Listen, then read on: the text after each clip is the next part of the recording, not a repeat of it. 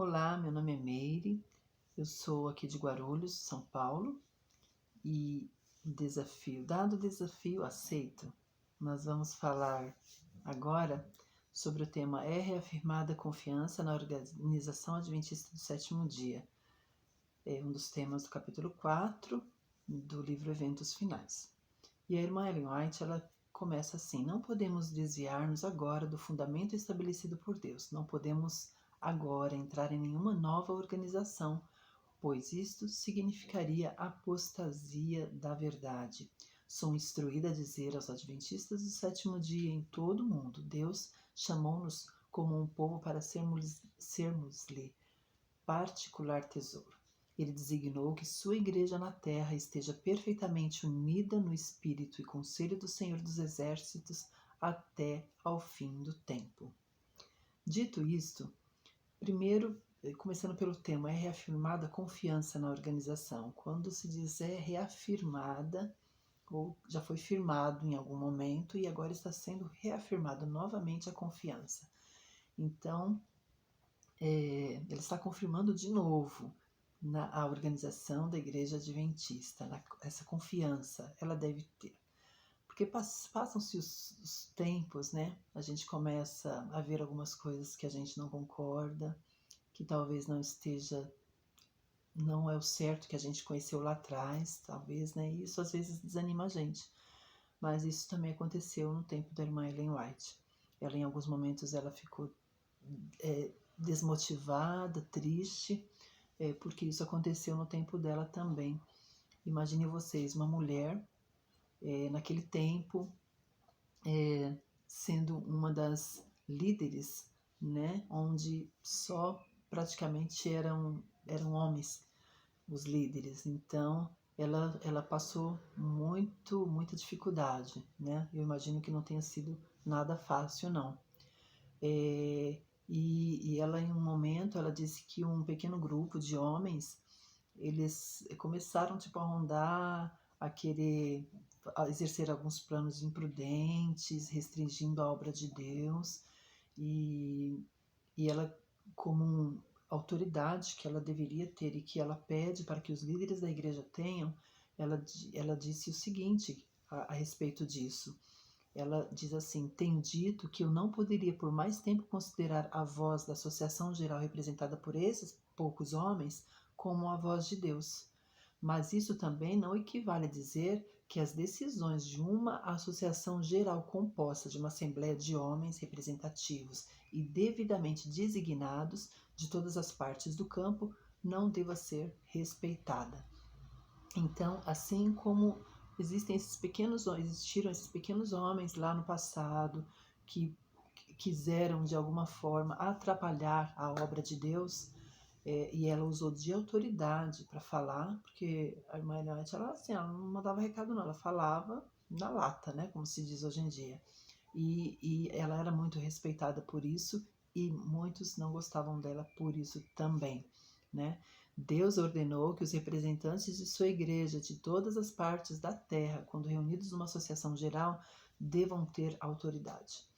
A igreja tem o poder de ter essa autoridade porque Deus dá esse poder, né? Muitas vezes a gente vê alguma coisa errada, até mesmo dos líderes, e a gente fica com receio de falar. E isso é errado. Deus pede que nós sejamos, como membros, como líderes, que nós possamos ter autoridade, que é dessa autoridade que a igreja está precisando hoje, né? Muitas vezes a gente vê a igreja morna, a igreja fazendo coisas erradas, a gente fica, né, querendo separar, né, um povo que possa ser santo, né? Eu não vou sair dessa igreja porque eu tenho que ser santo e essa igreja não dá para mim, não dá. Mas isso é errado. Nós temos que ter autoridade e falar sem medo mesmo. Deus, ele investiu sua igreja de especial autoridade e poder, por cuja desconsideração e desprezo ninguém se pode justificar, pois aquele que assim procede despreza a voz de Deus. Se nós não falarmos, se nós nos calarmos, quando vemos alguma coisa errada, nós estamos desprezando o quê? A voz de Deus. Porque Deus pede para que você fale, para que você seja autoridade naquilo que você está vendo que está errado. E ela diz ainda: sou animada e beneficiada ao compreender o que o Deus de Israel ainda guia seu povo e que continuará guiando até ao fim. Que Deus possa nos capacitar de ter essa autoridade que nós não temos, né? Ele diz lá em Apocalipse que os tímidos não herdarão o reino dos céus, mas esses tímidos que eles falam é dessa autoridade que a gente deixa de ter, que a gente não fala, que a gente se cala vendo errado, e é isso que nós precisamos falar. Vamos falar com autoridade, debaixo daquilo que Deus quer, daquilo que Deus pede, não apontando o dedo para ninguém, não falando, não, você está errado, não é assim, mas com amor, né? Que nós possamos nos revestir do Espírito Santo de Deus para termos essa autoridade e falarmos com amor quando necessário. Outro ponto do livro do Eventos Finais fala uma declaração de W.C. White. Quem era W.C. White? Era o filho de Ellen White. E ele diz assim, o seguinte escrito: eu lhe contei, a senhora Lida Scott, como uma mãe considerava a experiência da igreja remanescente e falei sobre o seu ensino positivo de que Deus não permitiria que essa denominação apostatasse tão completamente que houvesse o aparecimento de outra igreja. E essa foi uma carta dele a E. Andrews, no dia 23 de maio de 1915. Então, nós vimos ali, né? Provavelmente ele deve ter acompanhado a sua mãe por muito, muito tempo, e ele via a luta dela para que a Igreja de Deus não se apostatasse. E aqui ele comenta que ele, como a mãe dele considerava a experiência da Igreja remanescente, e sobre a certeza que ela tinha, que Deus estaria guiando e que Ele não deixaria que a sua igreja apostatasse. Louvado seja Deus por isso. Um outro tema vem falando sobre o reavivamento espiritual ainda é necessário. E ela conta que certa vez, ao meio-dia, ela estava escrevendo sobre a obra que poderia ter sido realizada na última Assembleia da Associação Geral, em 1901, se os homens em posição de confiança houvessem seguido a vontade e o caminho de Deus. Os que têm tido grande luz não têm andado na luz. Isso às vezes não é diferente dos dias de hoje, né? Nós vemos grandes líderes aí, conhecedores da palavra de Deus e membros que se dizem cristãos não agindo como tal e querendo que a igreja seja perfeita. Mas nós sabemos que o reavivamento verdadeiro, ele vem quando nós, cada um de nós, eu e você, sentimos a necessidade de mudança, né? De ter esse relacionamento com Deus, uma oração de entrega completa e que o Espírito Santo realmente trabalhe em nossos corações e nos transforme totalmente. E nessa reunião, ela diz que estavam todos os líderes, mas que a reunião se encerrou e não foi efetuada a mudança. Por quê? Porque eles não se humilharam diante do Senhor como deveriam ter feito e não foi comunicado o Espírito Santo. Então é muito grave isso. Muitas vezes a gente quer fazer grandes feitos na obra de Deus, mas a gente mesmo não quer que o Espírito Santo faça esses grandes feitos em nós mesmos, né? A começar em mim. Existe um hino que fala sobre isso. E que esse reavivamento não seja aquele de apontar, essa pregação é por irmão tal, se ele estivesse aqui, né? Geralmente a gente cai nesse erro. E não é isso. Que a mensagem que está sendo falada, que primeiro seja transformadora na minha vida. Só assim haverá um reavivamento necessário, espiritual, real na igreja. E aqui ainda ela disse que ela foi tomada de uma visão, né?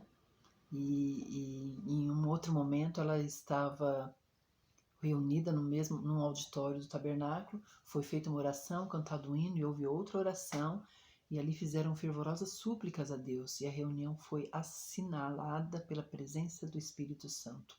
E ninguém parecia ser tão orgulhoso que não pudesse fazer sincera confissão. E os que tornaram a dianteira nessa obra foram os que tinham influência, mas antes não tiveram coragem para confessar os seus pecados. Houve tal regozijo como nunca dantes se ouvira no tabernáculo. Então despertei de meu estado de sonolência, de inconsciência, né? E durante algum tempo não consegui lembrar de onde ela estava.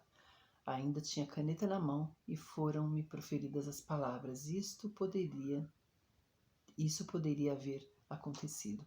O Senhor esperava realizar tudo isso por seu povo. Todo o céu estava à espera para ser benigno. Pensei onde poderíamos encontrar-nos se houvesse sido efetuada uma obra cabal na última assembleia da Associação Geral. Então Deus ele tem grandes feitos a realizar na casa de Deus, né? Na casa dele, com o seu povo. Mas infelizmente muitas vezes isso não acontece porque a igreja não está preparada, né? Não há aquele arrependimento dos pecados, aquele abandono do pecado, e a igreja permanece naquela mesma mornidão. Por isso que nós somos chamados a igreja de Laodiceia. Somos mornos, estamos a ponto de sermos vomitados da boca do Senhor. Que nós possamos ter esse reavivamento espiritual na nossa vida, cada um de nós, que nós não apontemos o dedo, mas que nós sejamos os primeiros a termos esse desejo ardente de sermos transformados pelo poder do Espírito de Deus e reavivarmos a nossa igreja. Um outro tema é a paciência de Deus com o seu povo. Deus é como se fosse aquela mãe que não abandona o seu filho que está doente, né? A igreja de Deus falhou. A igreja falhou e falhou deploravelmente, a irmã Ellen White fala, em corresponder às expectativas de seu Redentor. Nós temos tudo à nossa mão. A igreja adventista ela tem um conhecimento que é assim, um conhecimento maravilhoso. Um outro dia, um amigo nosso que trabalha com aplicativo, com motorista, né, de aplicativo, ele pegou 2 pessoas no aeroporto internacional aqui de Guarulhos e eles começaram a conversar. E aí ele deixou no banco de trás, né, no porta-revistas lá, algumas revistas sobre saúde. E aí ele começou a folhear e falou: nossa, muito boa essa revista, né? Eu conheço essa escritora, Ellen White, ela tem bons livros sobre regime alimentar, sobre saúde. E aí ele começou a ficar meio desconcertado, porque você podia aplicar esses conhecimentos em você. Tô vendo que você está um pouquinho obeso, né? Isso é bom para você. E ele ficou totalmente desconcertado porque ele era adventista, ele sabia de tudo. E o homem era ateu. Você acredita? E aí ele ficou desconcertado e quando ele foi pregar na nossa igreja, ele falou: irmãos, eu fiquei com tanta vergonha que eu nem falei que eu era adventista. E é isso que acontece com a gente. A gente vai no médico, o médico começa a dar pra gente tudo aquilo que a gente já sabe. O regime que a gente tem que ter é o que a gente já sabe, e ao médico a gente tem que ir lá no médico, pagar uma consulta às vezes, para ouvir aquilo que a gente já cresceu ouvindo. Nós temos conhecimento na educação, em relacionamento. Gente, a igreja adventista, Deus dotou-nos de um tesouro maravilhoso. E nós seremos cobrados. Isso me causa tanta preocupação, porque eu sei que eu estou em falta, eu sei que eu preciso melhorar muito. E eu e muita gente, né? Nós estamos às vezes doentes porque o meu povo padece por falta de conhecimento, porque nós às vezes até lemos alguma coisa, mas não praticamos. Então a paciência de Deus, ela não nos abandona. Mas sabe por que ela não nos abandona?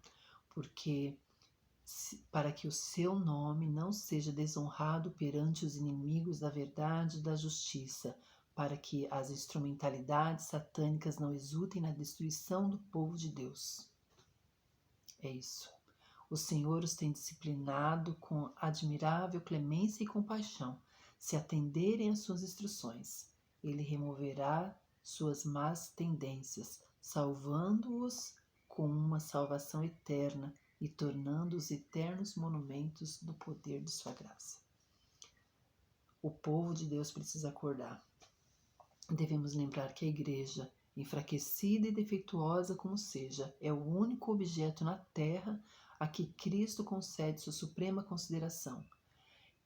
Ele vela constantemente com solicitude por ela e fortalece-a por seu Espírito Santo. Precisamos da atuação do Espírito Santo na nossa vida urgentemente, para que nós não coloquemos a perder, não nos envergonhemos, né? Para que Deus não seja envergonhado com as nossas fraquezas e com a nossa destruição.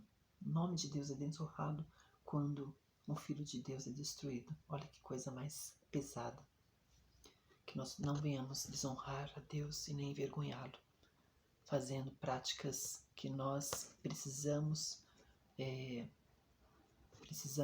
fazendo práticas que nós estamos errados, que nós estamos fazendo erradamente. Que Deus tenha misericórdia de nós, da sua igreja. Que nós acordemos antes que seja tarde demais.